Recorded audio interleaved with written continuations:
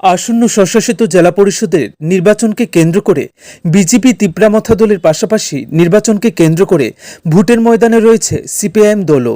আজ ১২ রামচন্দ্রঘাট এডিসি কেন্দ্রের অন্তর্গত হাতকাটা বাজারে এক বাজার সভা অনুষ্ঠিত হয়। এই বাজার সভায় উপস্থিত ছিলেন এই কেন্দ্রের বামফ্রন্টের মনোনীত প্রার্থী সমরেশ দেববর্মা, ছিলেন সিপিআইএম খোয়াই জেলা কমিটির সম্পাদক পদ্মকুমার দেববর্মা, প্রাক্তন এডিসির চেয়ারম্যান তথা বর্ষিয়ান সিপিএম নেতৃত্ব ডক্টর রঞ্জিত দেববর্মা, সিপিএম রাজ্য কমিটির অন্যতম সদস্য পলাশ ভৌমিক, নন্দলাল গুপ সহ অন্যান্যরা।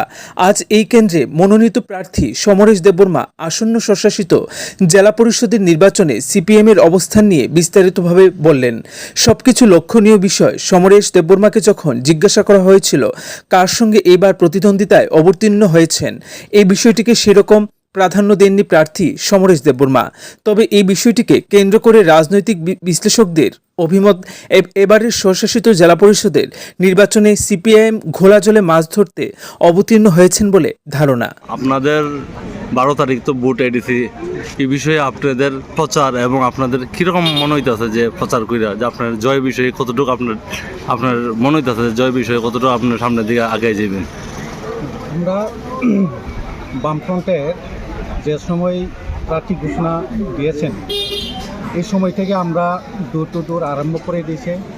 এরপরে আমরা প্রতিটি বাড়ি গিয়ে মানুষের সাথে যোগাযোগ সংগঠিত করা হয়েছে এবং অভিজ্ঞতা পেয়েছি যে মানুষের যে চাহিদা, মানুষের যে ক্ষোভ, এই ক্ষোভগুলো প্রকাশ আমার সামনে তুলে ধরেছেন এবং বিগত ওই এডিসি সরকার, এডিসি প্রশাসন যে 5 বছর পরিচালনা করেছেন তাদের কোনো কাজকর্ম নেই, কিচ্ছু নেই, মানুষের যে খুব প্রকাশ করেছেন এই অভিজ্ঞতা আমরা পেয়েছি এবং রাজ্য সরকারও কোনো কাজকর্ম দিতে পারছে না, রেগা নাই, কিচ্ছু নাই, মানুষের মধ্যে এই খুব প্রকাশ আমাদের মধ্যে করেছেন এবং অনেকে বলেছেন আগের বামফ্রন্ট সরকারই ভালো কাজ করেন।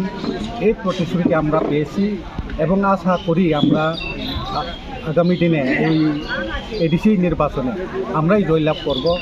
মানুষের যে এই খুব প্রকাশের মধ্য দিয়ে আমরা যথেষ্টভাবে বিশ্বাস করি এবং আমরা তো শুধু ডোর টু ডোর না, আমরা বিভিন্ন বাজারে সভা করি, কোনো বাধাপ্রাপ্ত তো এখনো পর্যন্ত হচ্ছে না এবং আমরা আরও মানুষের কাছে যেতে চাই এবং আগামী দিনে আমরা জয়যুক্ত হব।